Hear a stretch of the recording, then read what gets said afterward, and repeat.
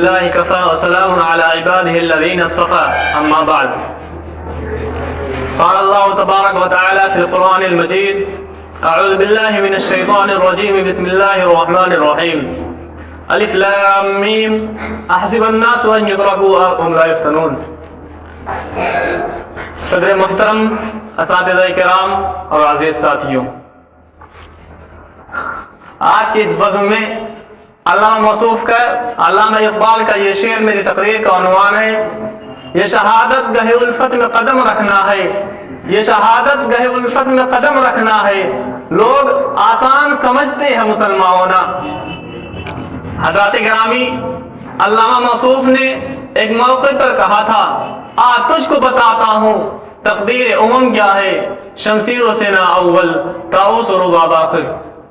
یہ شعر اپنے اندر اسلامی تاریخ کی ایک دنیا سمیٹے ہوئے ہے، جس میں سسکیاں بھی ہیں، قہقہے بھی، امیدوں کے چراغ بھی فروزہ ہیں اور نا امیدی کے گہرے سائے بھی۔ یہ شعر ہمیں تاریخ اسلامی کے نو بنو مناظر کی سیر کراتا ہے۔ یہی شعر ہمیں اسلام کی دونوں تصویریں پیش کر رہا ہے،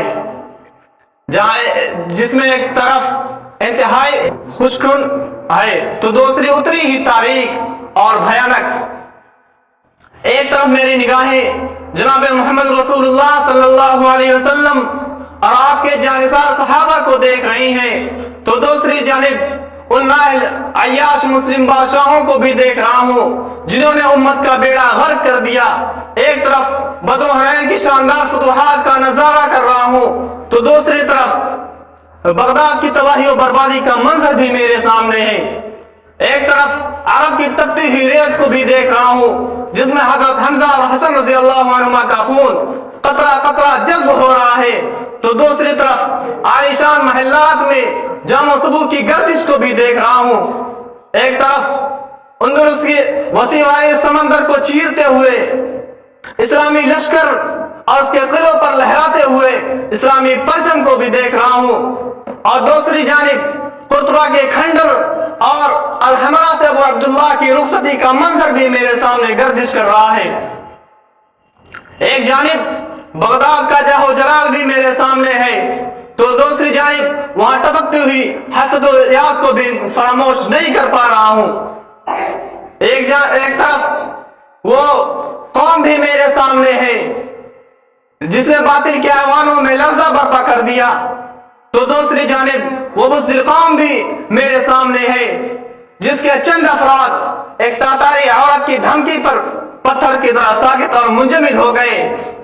ایک طرف میری نگاہیں ان غیور نوجوانوں کو بھی دیکھ رہی ہیں جنہوں نے دنیا کے سپر پاور کہے جانے والے ملک کو ناکو چرے چبوا دیے اور انہیں اپنے ملک سے کتوں کی طرح باہر نکال دیا تو دوسری جانب وہ قوم بھی میرے سامنے ہے جو اپنی مسجد کی حفاظت نہیں کر پائی اور اپنی مسجد کو بزدلوں کی طرح کے حوالے کر دیا۔ خدا کی آیت میرے سامنے ہے: انفروا خفافا وثقالا وجاهدوا باموالكم وانفسكم في سبيل الله ذلكم خير لكم ان كنتم تعلمون۔ حضرات گرامی، اسلام کی دونوں تصویریں میں نے آپ کے سامنے پیش کی۔ اس میں ایک پہلا طبقہ وہ ہے جو شمشیر و سنا کا پروردہ تھا، تیغ و تفنگ کا دھنی تھا، میدان کارزار جس کے لیے باغ ارم تھا، تلواروں کی جھنکار جس کے لیے ہزار موسیقیوں سے بڑھ کر تھی، جس کے نتیجے میں آسمان نے ان کی بلائیں لی، زمین نے ان کے تلوے چاٹے، آتش نمود سرد ہو گئی اور پہاڑ ان کے ہیبت سے گرد ہو گئے۔ جو وَأُخْرَىٰ تُحِبُّونَهَا نَصْرٌ مِّنَ اللَّهِ وَفَتْحٌ قَرِيبٌ کے حقیقی مستحق تھے اور لِيَظْهَرُوا عَلَى الدِّينِ كُلِّهِ کے حقیقی مصداق بھی۔ میرے عزیزو، اگر ہم اپنے دل پر ہاتھ رکھ کر سوچیں ہمارا شمار کس طبقے میں ہوتا ہے، کیا ہم کسی صورت میں پہلے طبقے میں شمار قرار دیے جا سکتے ہیں؟ آج ہمارے پاس سب کچھ ہے، سب کچھ ہوتے ہوئے بھی ہم کاسے گدائی لیے لیے پھر رہے ہیں اور در در کی ٹھوکریں کھا رہے ہیں۔ وہ کچھ نہ ہو، ان کے پاس کچھ نہ ہوتے ہوئے بھی وہ سارے عالم کے محسن تھے۔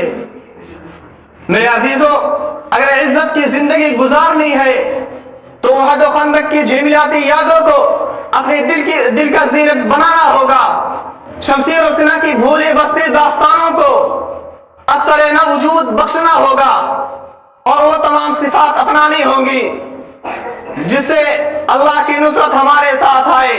جو کبھی ہمارا طلوع امتیاز تھا ان سب کاموں کو ہمیں کرنا پڑے گا۔ قائد و مطرح کی لازوال استقلال کو پہچاننا ہوگا، صلاح الدین ایوبی کی بے مثال شجاعت بھی یاد رکھنی ہوگی، ملا عمر مجاہد کی ٹرک کو محسوس کرنا ہوگا، ابو عبیدہ کی للکار کو جاننا ہوگا۔ ہمیں اپنے خون کا ایک ایک قطرہ دین اسلام کی بہانا پڑے گا، تب جا کر ہمیں فتح نصرت ہمارے ہاتھ آئے گی، تب کہیں ہم جا کر کامیاب ہو سکیں گے، ورنہ مجرد تمناؤں سے کچھ ہاتھ نہیں آتا۔ یاد رکھیے میرے عزیزوں، ہمیں مشکلات سے دوچار ہونا پڑے گا، کٹھنائیوں سے گزرنا پڑے گا، تب جا کر ہمیں فتح نصرت ہمیں ملے گی، اور وہ سب کچھ ہمیں ملے گا جس کا وعدہ اللہ نے اپنے قرآن میں کیا ہے۔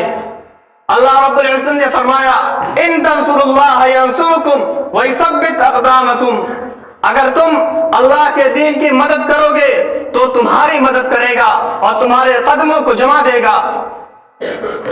اسی شعر پر میں اپنی بات کو ختم کرتا ہوں جس سے شروع کیا تھا۔ یہ شہادت گاہ الفت میں قدم رکھنا ہے، یہ شہادت گاہ الفت میں قدم رکھنا ہے۔ لوگ آسان سمجھتے ہیں مسلمان ہونا۔ وآخر دعوانا الحمدللہ۔